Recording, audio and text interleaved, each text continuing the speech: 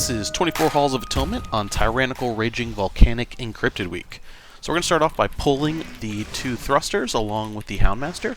You'll notice that when I pull that, I actually go ahead and paralyze it and then move over to the next pack. So what we're going to do here is going to pull all of these together. I'm going to hold off on pulling the Groundskeepers just until we get this Collector taken care of. This just gives a little bit of time since the Shard is going to live for a little bit of a while.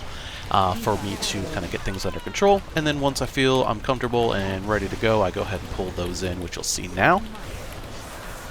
This allows, me to get threat on these things while also, being able to manage my survivability without going too crazy. You can see at this point I've already used Celestial Brew, and I've also used my Shield Trinket, and so things are going good. Now, after all the casters are dead, you'll notice I pulled in the next two paths, which has one caster and another thruster. And again, I just pull these while the Shard is on its last little bit of health. That way, we're not just focusing on the Shard, we can get the next pack started up. Now, keep in mind, we still have the Houndmaster CC'd in the back there, so as soon as the Shard dies, I'm going to head over, make sure to pick that up because it's been about a minute, so it has fallen off. There it is, and I am going to pull the next two packs in the middle. This is going to allow us to kind of finish up this first initial pull. You'll notice it's been about a minute 20 into the dungeon, and when we're finished with this, we're going to have about 24% of our overall percent needed. So as you're getting these things together, obviously we got a caster, we got the Houndmaster likes to sit there. You can see I just use Clash to bring those things together. You can also use Ring of Peace. I like to use Clash because Clash is a little bit underrated, but Ring of Peace is also good for that. So here we're just going to get a chance to finish these off, make sure obviously that we're pointing the thrusters away from our other melee DPS because they have small brains and just like the DPS a little bit, and make sure to sidestep anytime that thrust is coming off. You'll notice you're hearing in the background my weak auras that tell me when the thrust is coming, so I can move out of the way. Once things are finishing up, I see my healer down in the bottom right has enough mana, so I just start going right to the next pack. Here I'm going to pull this 2-pack here. I'm going to make sure to get the interrupt on my caster and then pull over here. Now, to the next pack, I like to pull this Houndmaster pack with this. But generally when I do that, I'm actually going to CC the Houndmaster just so we don't have to worry about its cast going off when it hits to 50%. So I'll just CC that for a second, pull things back together with the caster. Again, this just allows me to get control over things. We've got one less thing to take care of, and once everything gets to about 50% or my caster's dead, then I'll go ahead and pull the Houndmaster back in, just so we can kind of, just focus on one thing at a time. Obviously this does make it a little bit less efficient, but you'll see I'm going to go ahead and I'm going to pull this Houndmaster once everything else is dead. I'm just going to start moving it to the next pack. So really this is all just one long chain pull that's going to start going into the Shard. So once I've taken care of the Gargans, and you'll notice that there was no worrisome of the, Enrage going off there because we pulled it in a little bit later. Once that's taken care of, I can go ahead and grab this Gargoyle over there, and we'll activate that and pull it into our next Shard pack.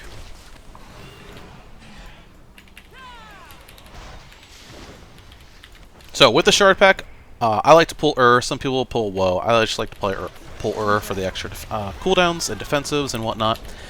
So I'll pull this pack together. Now, with my route right now, we don't have a rogue in here. So without the rogue, I'm just going to pull this. If we had a rogue, once my collector was dead, I would go ahead and pull in the other groundskeepers that's behind us. But because we don't have a rogue, we're not going to pull that. We're going to use a woe skip later in the dungeon. So here it's just making sure we get our interrupts on my collector and, moving out of the ground effects and, just trying to help out with stuns in whatever way. This group is fucking pumping. Yes, they were pumping. Now, some people do like to pull Woe here just because it makes this next part where you can just skip through the middle, get that extra speed. Again, I like the Ur just because, we've done quite a bit of pull. We want those cooldowns coming back up for the DPS. But you can also pull Woe there. So at this point, I'm just going to move back through where we've come through, and I'm going to grab the caster and the Houndmaster that's over here and set up my next pull. Now there is that path that comes through, so you will want to grab that at this point in time because it's there, otherwise it'll pad into things. And here you'll notice I just went ahead and took the Houndmaster with it. It's not a big deal, but I am just making sure that I'm keeping track of when that cast is coming off. Now we've also got the other pack coming in. You're going to notice I come over, pull it, CC the Houndmaster, so we just have the one to take care of, and we're just going back into, pulling more things, right? Just watching our defensives. If I felt like I wasn't safe... Ooh. You just got thrusted. Wow. The Hunter was not safe.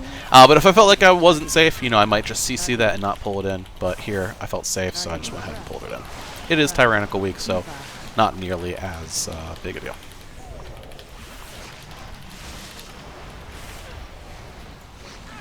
See here, my stagger was pretty hard. That's the red bar above my energy bar there.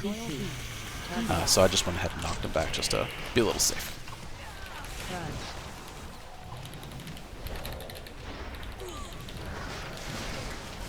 Now, I'm always keeping an eye on my healer's mana in the bottom right. That's what that little weak aura with his name there next to it is just the mana, so I can tell, am I good to just pull in, or do I need to wait for them to start drinking? Here I see I'm good, so I just go ahead and I pull the next gargoyle, and I'm going straight into the next shard pack. Now, I don't want to pull the relics over to the left. We're going to use that for our woe skip after the boss. So here, just watching out for our collector. Again, I mainly just take care of those casts myself and let the DPS worry about the curses, which I communicate ahead of time.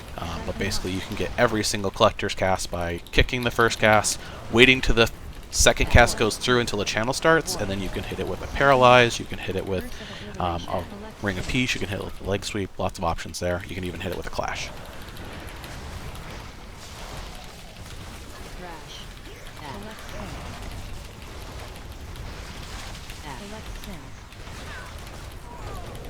Now again, that relic pack to my left... Serious pumpers in this group. The relic pack to my left there, that's what we're going to use for the woe skip later, so that's why I'm not pulling it in as the shard's dying, like I did with the other shards, or would do. We're going to use that for the woe skip. And if we had a rogue, we still wouldn't pull it at this time, because we'll just use Shroud. But again, that's later in the dungeon.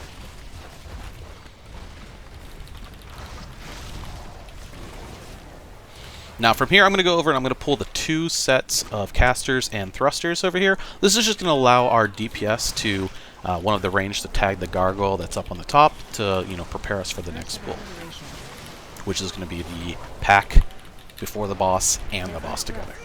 So here again, just make sure you're watching one of the casts. Generally, if it's Fortified week, I'll interrupt the bolts. If it's Tyrannical week like it is here, I'm just kind of interrupting curses and making sure to point my thrusters away from my DPS, because again, my melee have small brain, and they like to stand in front. So just keep sure to point away, and when the thrust comes, you'll notice I just sidestepped it to the left there. That way, that's something I'm not getting hit by. It's completely avoidable. Deadly thrust. Deadly thrust. I say as I take one to the face. So here, I'm telling the range to grab the gargoyle that's up the stairs. You'll notice I come over here, I grab this. Sometimes you have to go around that Houndmaster that's there. Here it worked out kind of nicely. I'm going to pull it back, get them both together. That way my Venthyr can take care of both of them at the same time. Make sure you get the taunt off so no one dies here. That's always awkward. But keep them together. And then I would just want to clash the caster just so I can kind of get them together, get some initial threat, make sure the cast gets interrupted. You definitely want to know, let your healer and your DPS know that you are going to do this big pull together. That way the ranged or the melee can make sure that they are keeping an eye on the Houndmaster. You definitely don't want that cast going off. You'll notice my caster never came in, so I Ring of Peace it over there. And here I'm just trying to make sure that I'm staying next to my initial puddle that the boss spawned while keeping aggro. I'm using all of my defensives here. You can see that I used my shield trinket.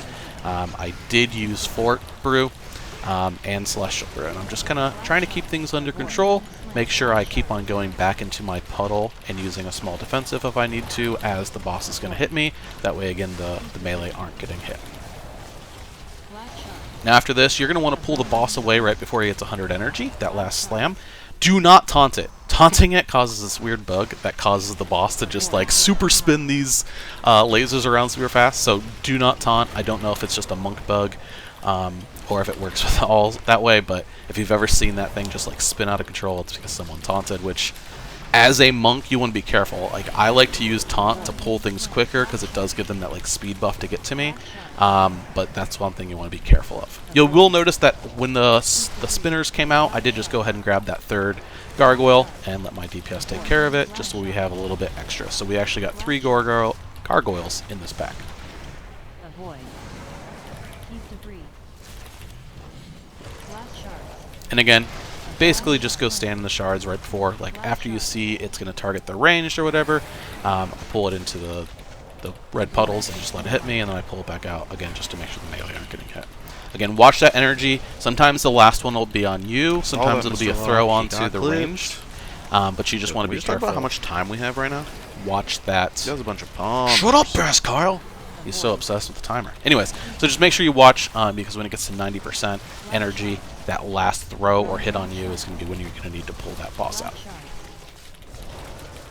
But yes, taking a look at the timer, Pascal was right. Holy crap, we are flying through this dungeon. Blast shards. Avoid. Blast shards. Blast shards. Avoid. Keep debris.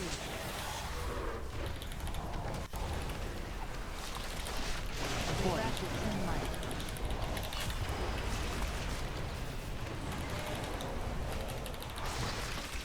Reverse. Oh my god, no one died. Last time I did this dungeon and it reversed, 3 fucking people died. A healer and 2 DPS.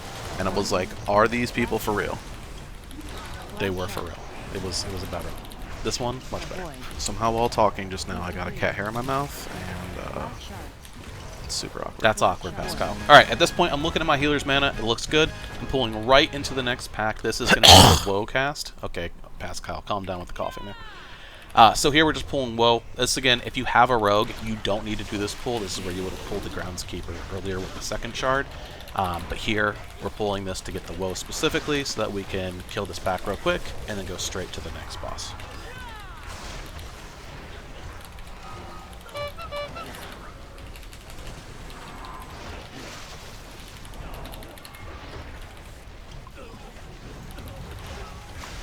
There is another 2-pack that you can pull that has a caster and a thruster that also has a set of relics on the other side of the boss. But to do that one, you kind of have to like go around to Houndsmaster, plus you have to deal with frontals. Again, just a chance for your melee to die, and casts. So this pack's just a lot easier because it's Groundkeepers.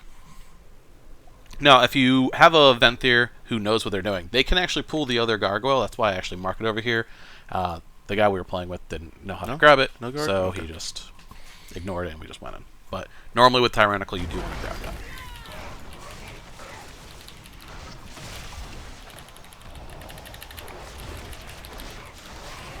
Blood torrent. Stone call. Self CD. Self CD. Blood torrent.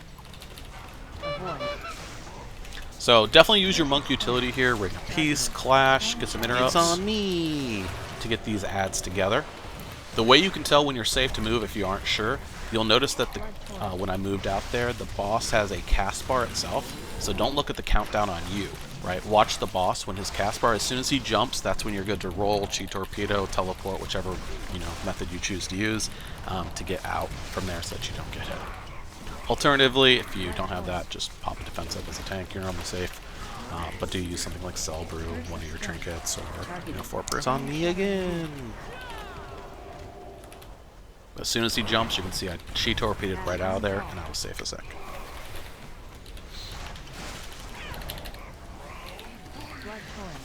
Now, one of the things too, not only are you using Ring of Peace to help you get things together, but leg sweep to get the cast to stop. These casts, if they all target one person at once, they will kill them, especially on Tyrannical, so just be careful with that. Curse of stone. Targeted. It's not on me. He's never gonna make it. He made it. Blood torrent.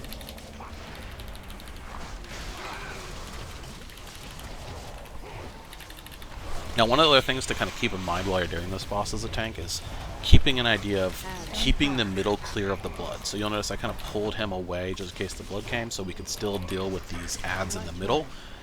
It's much easier if they get into the middle, but you do want to be careful because if you have like some gung-ho DPS, as soon as they take damage, they stop moving. So you want to really make sure that people know not to hit them until they're in the middle. And same thing with you. You don't want to like keg smash one side. You do want to wait till they get to the middle. So you notice that's why I just kind of chill there. And then as soon as they come in, I whirling, spinning hang kick, spinning crane kick, GG. And then I, start doing my kick smashes. Yeah, I'm leaving the wrong voices in there. I'm okay with it. Hate to see it. Curse of Stone. Targeted.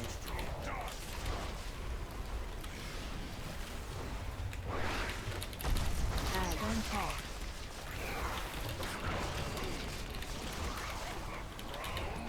Blood Torrent.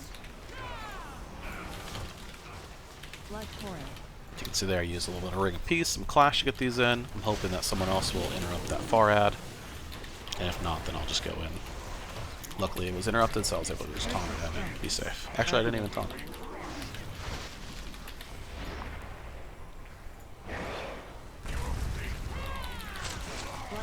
Now again, we're getting to about 10% on the boss, so this is where I start checking out my healer's mana again, just to make sure they're good to go. One of the things to be careful about is if you do have a druid like I do here, when they shift into cat form and stuff, it doesn't show their mana, it shows their energy. So make sure you keep an eye for when they go out of cat form back into caster form, so you can tell, are they good on mana or are they not. Now I'm going to ask for a soul stone here, because this is kind of a dangerous pull. I'm about to do a double pull. I set up my transcendence, I get the soul stone on me, and then I start pulling. I mark the grab aggro on this, go through, just taunt one of these ads. I like to taunt the one on the right there, and then come back through. Now he set up a teleport for me. I'm not going to take it. The reason for that is I want to transcend. That way if something goes wrong here, like a Houndmaster Enrage goes off, I can teleport to the other side of this wall. So that's why I teleported there. That way I have it set up and ready to go if I need it. Now this is a big time to use defensives. This is a scary pull right here, so you'll notice I use my Shard Trinket, I use Cell Brew, I might even use Fort Brew here. I'm throwing out some stuns along the way, and I'm just kind of trying to manage and keep threat on everything so none of my DPS die, and also keep myself safe.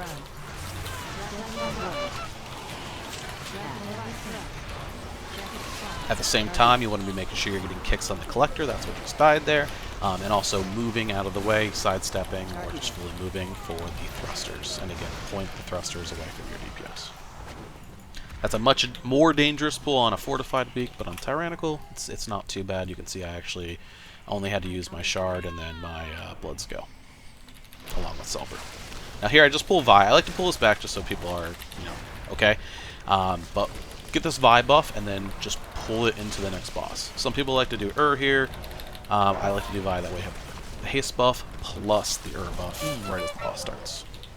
Adds about 25 seconds, but having a haste buff's nice. You can also just pull this into the boss, but you're most likely going to have, like, your DPS probably kill something on. So, here you can grab 1 or 2 gargoyles. Tyrannical week, I do like to grab 2.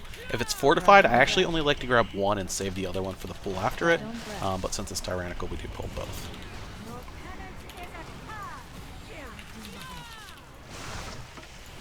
And oops. You can see here our awkward. There didn't take control of the gargoyles fast enough and it killed our healers. So He got meleeed by him. Oof. Self-CD. Self-CD. Fixation. Avoid. So I like to tank this right on top of one of the cans. That way, if it targets me or the melee, they can just stand there. The ad will come in, and they're safe. And after that, then if that one gets you, it's just move to it. Obviously, wait till all your AoE DPS things are off the ground. If you've got a hunter or in this case a warlock who's throwing down rate of fire, make sure that finishes before you move it. Avoid. I interrupted like a dum-dum.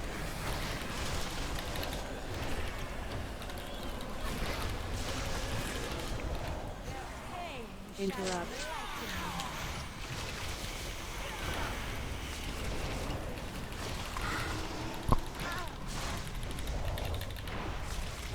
Interrupt tower. Avoid fountain. Now, once the 4 original cans start disappearing, you'll notice that one like starts to spawn, and it spawns kind of late sometimes. So if you see it, what I like to do as the tank is just grab my marks bar, and I like to mark it. He was in position, but you'll see on the next one I actually do throw down a mark, just so it's clear for everyone where the new one spawned, so that they know where they can go right away. Just something that makes life a little bit So easier. just no one's gonna interrupt that one again. Okay. Both for you and your DPS. Guess I'll just get that one. Interrupt. So this is where I mark it so that the person who was confused can just run over there and take care of it. Interrupt. And again, you can see I'm marking the other one. That way people know where it's at. They can just go right to it. Especially in this room, it's not always easy to see those cans with the weird lighting. So I like to throw a green marker. I'm sure that doesn't help for my colorblind people, but you can use blue, orange, whatever. Okay, thanks. Would you be able to get that sticker off there? Or try? Or do whatever you normally do to... Ask Kyle. Stop talking to your wife. Pay attention. Jeez. Avoid fountain.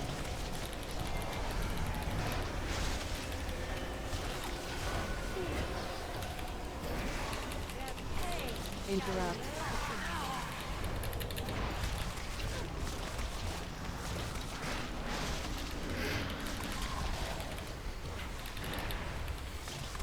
Now, for this next room, if it was fortified, this is where I like to save one of those gargoyles. Pull it real quick, let them take control of it before you go into the room. That way you've got an extra 10% VR, all that extra stuff going on. Here I told my lock to Soulstone the healer because I've noticed that healers tend to get targeted by these small guys. That can cause issues. They die. A lot of people die. So Soulstone on them is just something you can tell people to do real quick, and it makes it a lot easier in case someone does die. Now, obviously, I make it my duty to just kind of get on the boss, make sure I'm getting some interrupts to get it in a good place and take care of her. Ideally, this is where the DPS should be taking care of the small ads that are statues still. You can see my warlock was wanting none of that and was just random firing on the boss, trying to pad, and it was really just the DH going around killing things. Self-CD. At one point, the healer even says, "Stop padding and kill these things," which is kind of sad, because if you look at the time, if we just killed stuff and went in, we might have actually two-chested this, or plus-2'd it. But either way, we're still really good on time, so I think we're just trying to have some fun with that. The warlock, of course. Just warlock things.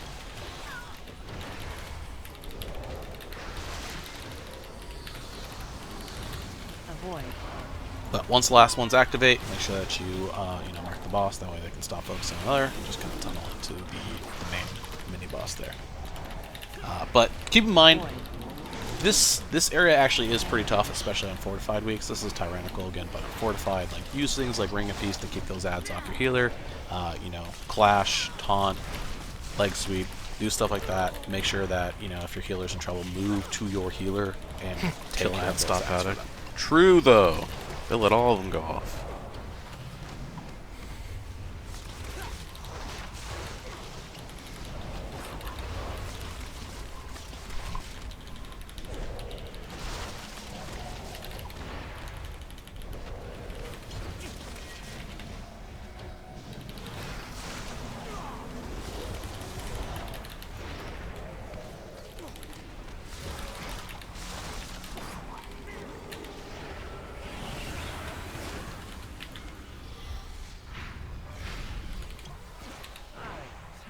Your boorish presence. It seems.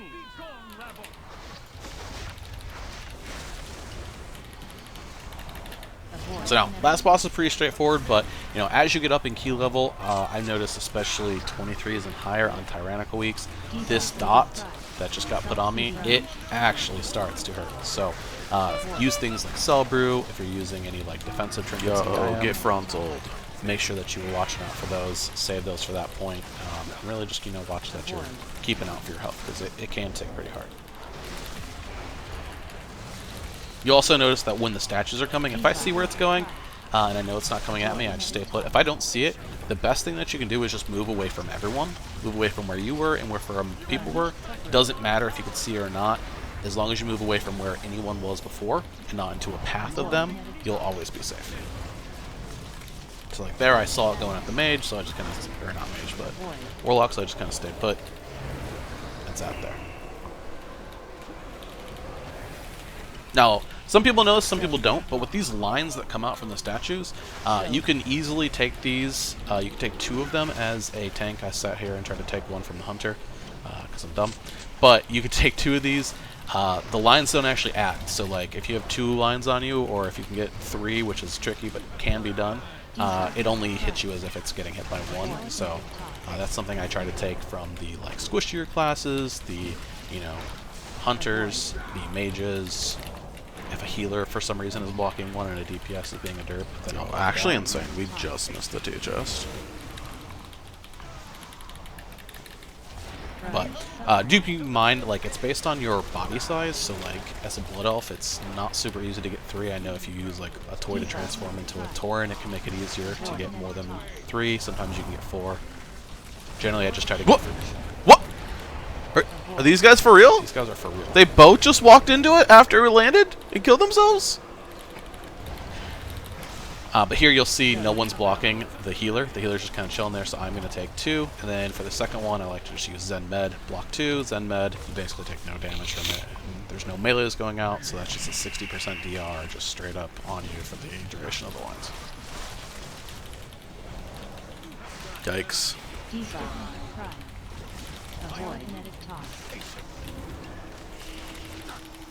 But word to the wise, if you didn't see what happens to the 2 DPS there while I was talking, the statue landed Forget what and I they said, got but I'm near still it, trusting it. and it hadn't like finished landing. There's like, if the line's still connected to it when it Yikes. lands, it's still active. So like that red mist that was coming off of it at the top there, that means it's still active. If you run into it, it acts as if you got hit by it. So that's what happened to them. They like walked into it or got too close while it was still active, and it killed them. So as a tank, watch out for that. Don't walk into them when they're still red. It will still damage you. Avoid.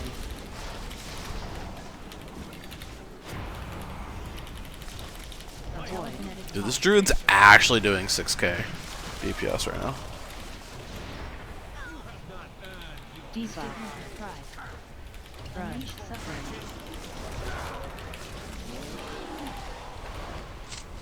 Avoid.